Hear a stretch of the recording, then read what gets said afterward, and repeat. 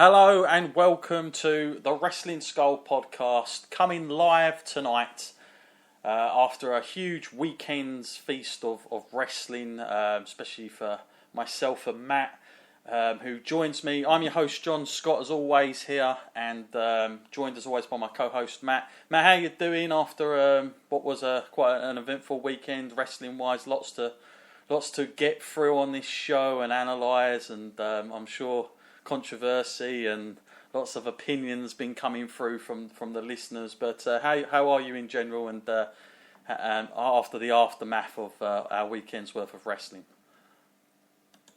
Yeah, I mean, I've got to say, I thoroughly enjoyed this weekend. I think we are of the opinion that you can never have too much wrestling, but, some people might disagree. But I think the quality of it this weekend was pretty good.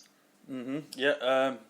Don't forget, if you want to get in touch with the show tonight, you can email us at the Wrestling Skull Podcast at gmail.com.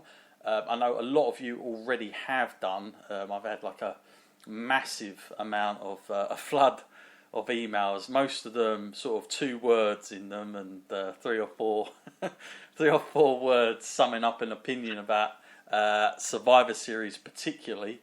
But we're going to get to that towards the sort of back end of this, because first of all, Matt, we had NXT TakeOver Toronto, the first time that NXT have been on a live show in Canada, and going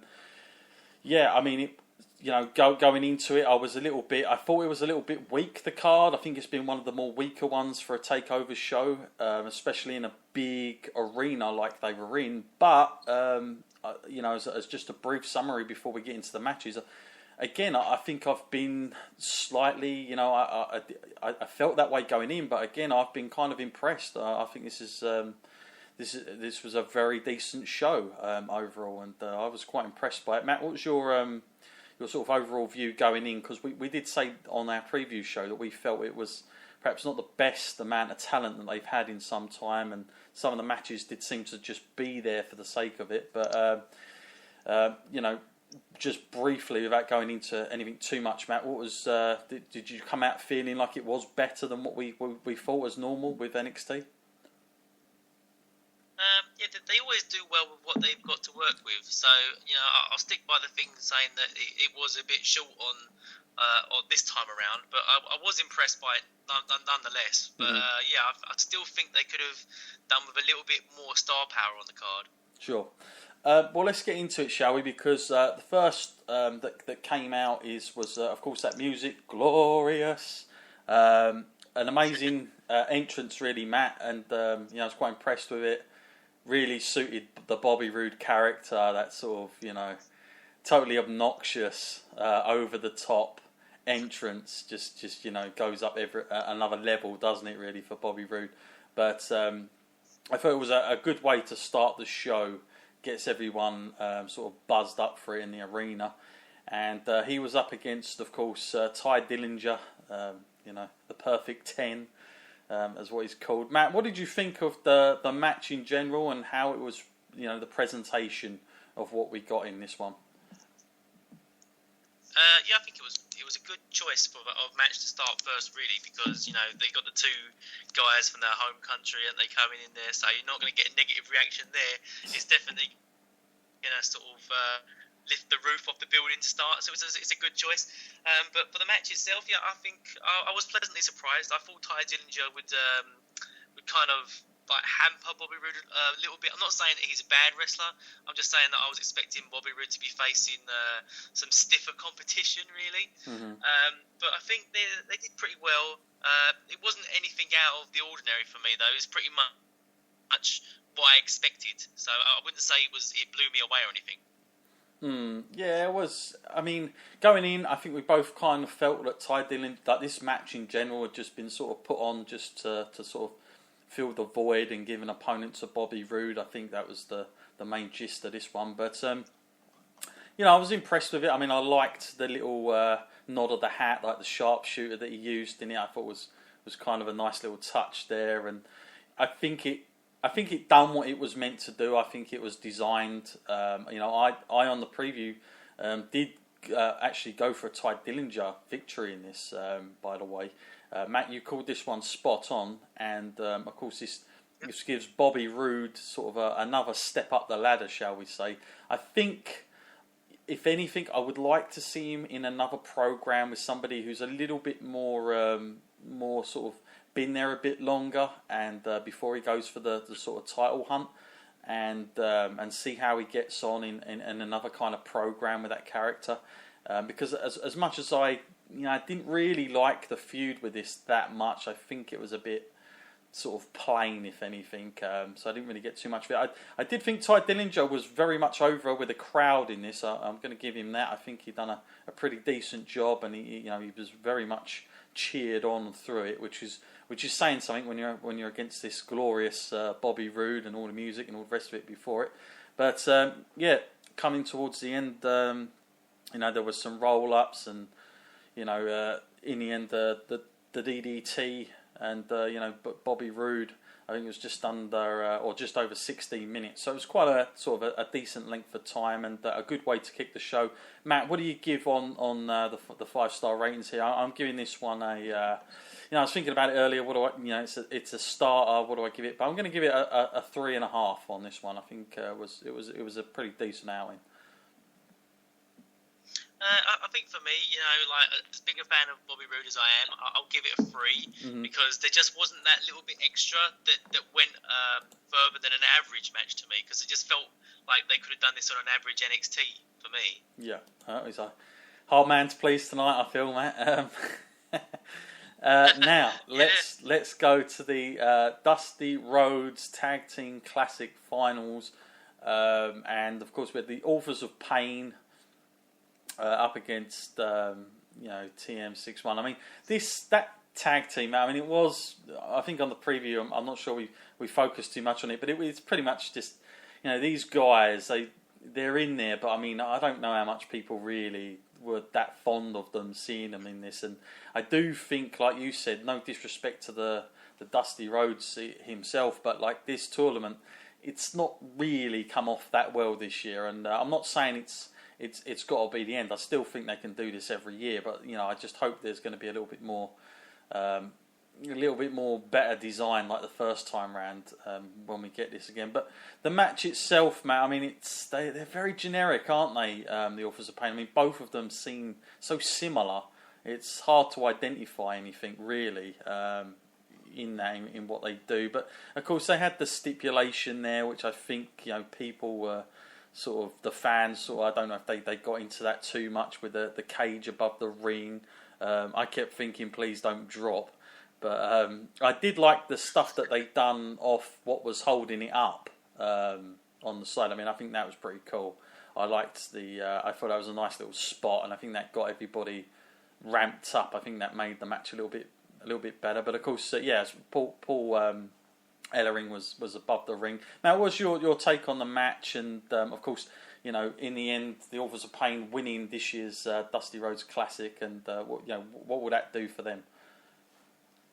It was all right, I suppose. I mean, like the two finalists, I don't think were the most worthy kind of teams in the tournament. Like coming to the end, so that was a little bit of a disappointment to start with. Anyway, coming into the match, and also like I said about the stipulation with the cage, that was also a little bit strange, because it felt to me like they were just trying to sell the toy, because it then was later revealed that there's this toy now with the cage. I'm glad you noticed that. Yeah, I'm glad you noticed that. I had a few listeners email me in about that actually, and you've just hit the nail on the head with that. Yeah, there was like what was that, like an advert or something during the show?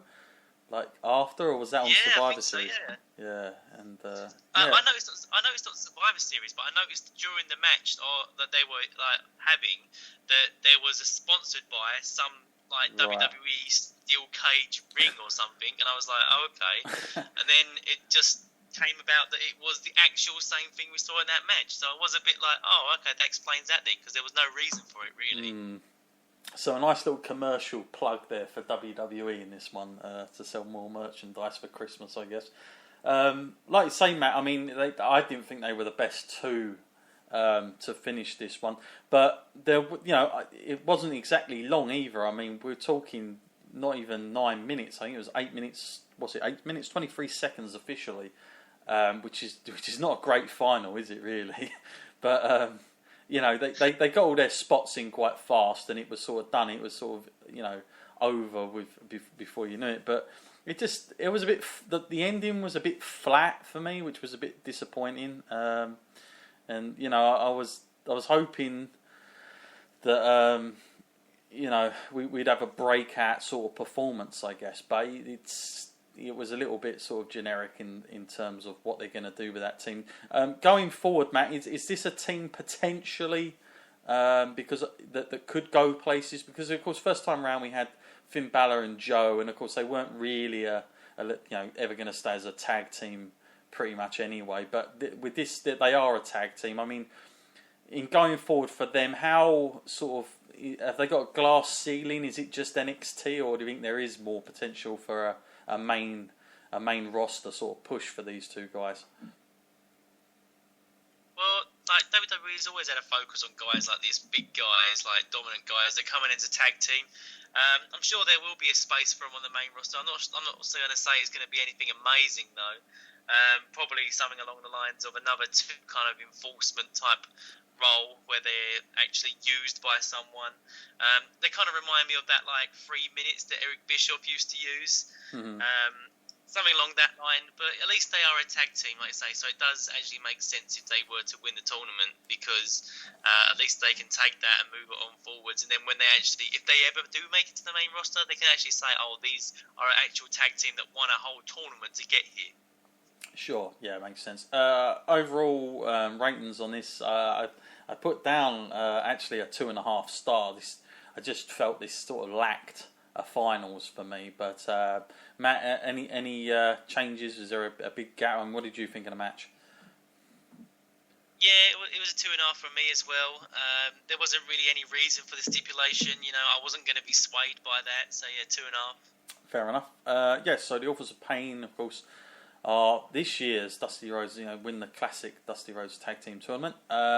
Going forward, then we have another tag team bout, which is for the NXT Tag Team Championships. This was a match on paper, Matt, that I was quite looking forward to, and it definitely had the potential to do well, because I've always been impressed with the Revival. Even though, you know, people might have thought, well, what more can they do with this? I really enjoyed this match. I guess I think when I was looking around, it had a few mixed reviews, but I think it depends what you're into. But for me personally, I thought this was an excellent match, and everything that last one wasn't. I mean, I think that you know, the biggest thing here, Matt, I was shocked with the outcome, but then, you know, after a couple of, you know, a day of thinking about it, I kind of thought, well, maybe this is time for, you know, maybe the Revival will do the rematch, and then possibly. You know, finally they might be coming up, because they have been down there for a while with those belts, and I think they're a really good tag team, and pretty much that main roster on either show, despite having all these teams, there are very few that do the tag team like they do, which is a little bit more of an old school, but they just make it look a little bit more authentic for me. Matt, what did you think of the match? For you, and did you enjoy the stipulation with it in the match? Yeah, I did enjoy the stipulation actually.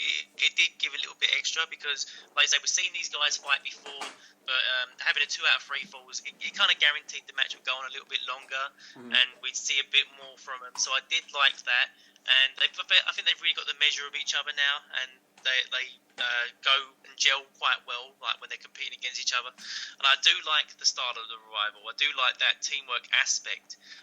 The only thing I will criticise about it is that I did kind of feel the decision was wrong. I did kind of want the Revival to win, but I know they have to drop the belts sooner or later, and especially if, like you said, their time is coming soon when they're going to get called up, they have to drop the belts. It's just I always felt that Ciampa and Gargano was going to be much better single competitors, and it doesn't really feel like they have to be tag team necessarily. Yeah, I mean, yeah, I think I felt the same way really about it. But you know, we did have another question actually. I think it was from Chris from, I can't remember where you were from, Chris, but he emailed in and he said, you know, does everybody that leaves the NXT roster have to drop their belts? Can't they just sort of like leave the belt vacant and then, you know, move up, you know, things will be